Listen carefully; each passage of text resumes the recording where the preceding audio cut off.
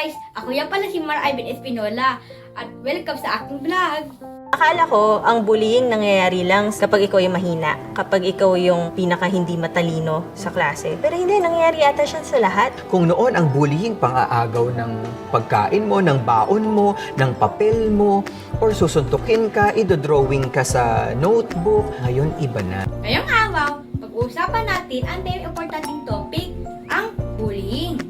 Sa school man o sa social media. Pang-ready na kayo? Let's start! Ano nga ba ang bullying? Ito ang paulit-ulit na pananakit. Pwedeng physical, verbal, o sa social media na tinatawag ding cyberbullying. Example, panalait, panununak, at pagpapost ng pangangasar sa comment o sa group chat. Nakakasakit ito ng feelings at minsan naidulot ng takot, stress o pag-ayaw pumasok sa school. Narito ang ilan sa mga dapat gawin kapag may nangbully sa iyo. Huwag kumanti. Hindi maayos ang problema kung kaganti ka. Lalala lang iyon. Sinasabi sa Biblia, huwag gumanti. Kanino man ng masama, kawa sa masama. Magsumbong. Ayon sa isang survey, mahigit kalahati ng mga nabubuli online ay hindi nagre-report nito.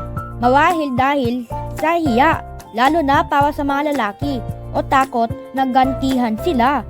Pero tandaan, gusto ng mga bully na hindi sila inisumbong. Baka ang pagsusumbong ang unang hakbang para mahinto ang problema.